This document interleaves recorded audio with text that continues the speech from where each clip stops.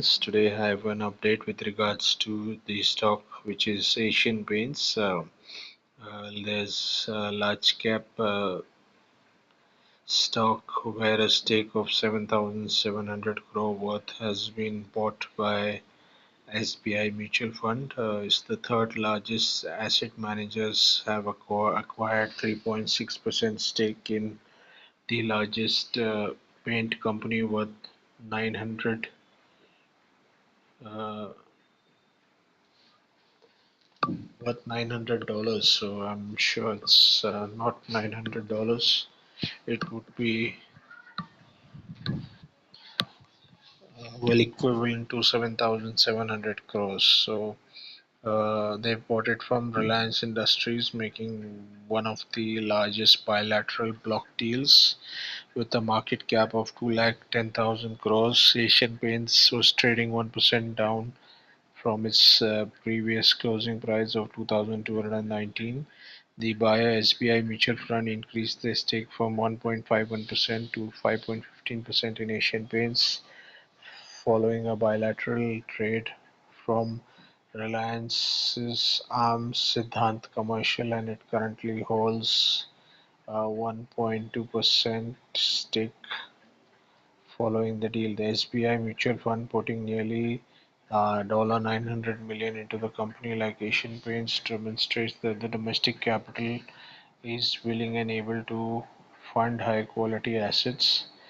Asian Paints is the largest home decor company in India. The 80-year-old plus company has major brands like Asian Paints, Apco, etc. under its umbrella. The company offers internal and external wall finishes, waterproofing, wood finishes, enamels, adhesives, and more. It also includes a home decor business that offers modular kitchens and wardrobes, bath fittings and sanitary ware, and decorative lighting.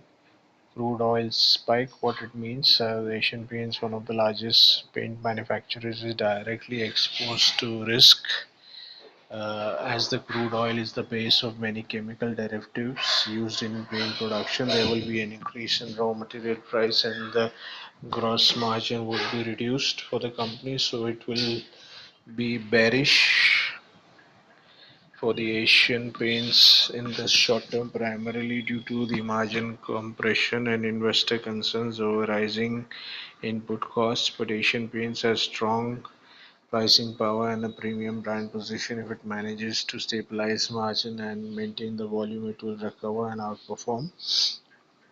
Financial highlights, we'll go through this in a bit. Important disclaimer, all investment opinions and recommendations mentioned are solely those of the respective experts, broking houses and rating agencies.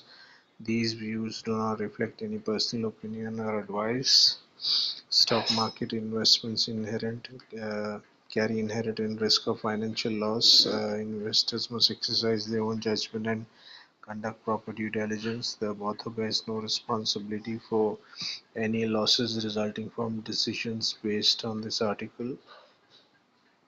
It's strongly recommended to consult a qualified financial advisor broker before making any investment decisions. So this is the logo of the company.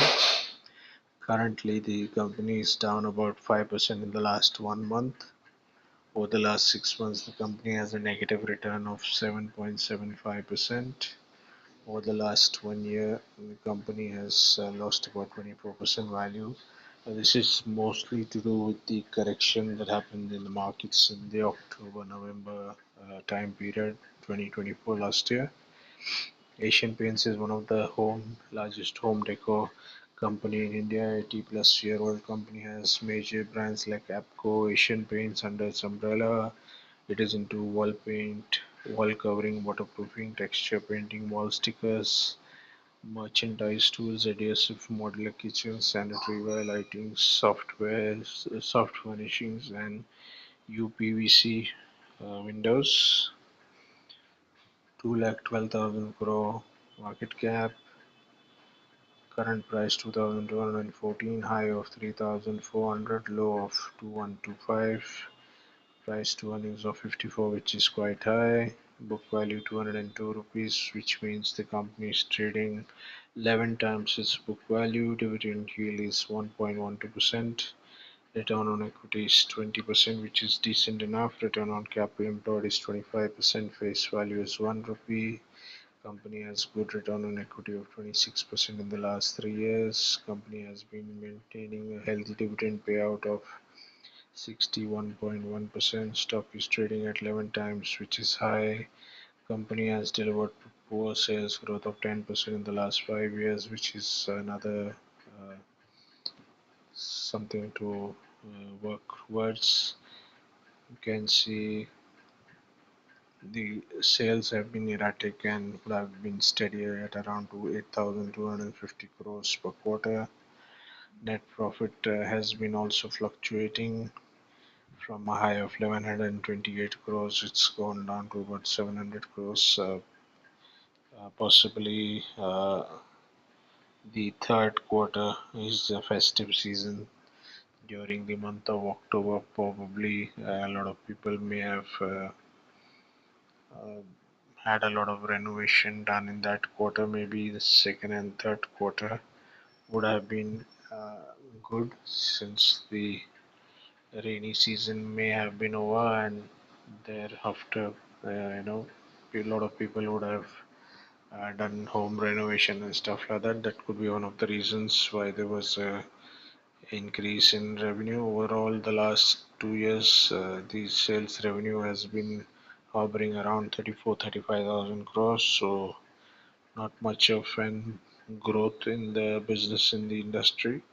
Yes, net profit had improved in the FY24 year. However, it has substantially come down since then. It could be more to do with again crude oil as the main base raw material for the products. That could be one of the reasons why the profit margin would have been lower. So we can expect the profit margins to remain tight and compressed due to the high price in crude oil again. So overall, you can see sales growth of -4%, profit growth of -28%, and stock price growth of -24% in the last 1 year. Return on equity is about 21% in the last 1 year, which has been the lowest in the last 10 years. Average approximate value is about 26%. Reserves have grown by 670 odd crores. Borrowings have reduced, which is a good positive sign. Other liabilities have also slightly reduced, which suggests overall good performance in managing the financials of the company. Then debtor days have reduced by 4 days, which again is a positive sign. Inventory has gone up by 20 days, from 122 days to 142 days. With pays days payable almost about the same. Yeah, cash conversion cycle has gone up by 14 days. Probably with the higher inventory, working capital requirements are 62 days, which remain more or less steady. Yes, return on capital employed has been fluctuating. It had been on the upward trend in the last 2 years. It substantially corrected itself again. So something that will play on the cards of the shareholders and the investors. Promoter holding has been steady. FIIs have increased their stake from 5% to 12% in the last 6 months. DIs have also increased their stake from 3% to 15%.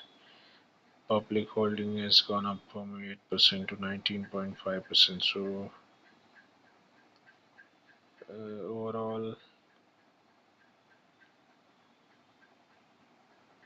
overall, I believe that there would have been some part of the shareholding value that would have been uh, sold in the market by the promoters, because public holding may have been higher. DIIs and FIs both have increased their stake in the last 6 months, so probably there would have been some offloading done either by the public or by the promoters, one of them. So it seems more to do with the public selling rather than the promoter selling. Overall, still 20% stake of the public is pretty high, and it could still lead to high volatility in price with any negative sentiment, and also high volatility of stock volume on the exchanges, and it could find its way into the oversold direction very quickly and easily. So friends, thank you for watching the video. Please share this video with your friends, family and associates so they could also benefit from this information. Also wish you a happy week in advance, and we'll connect with another video tomorrow. Thank you for watching once again.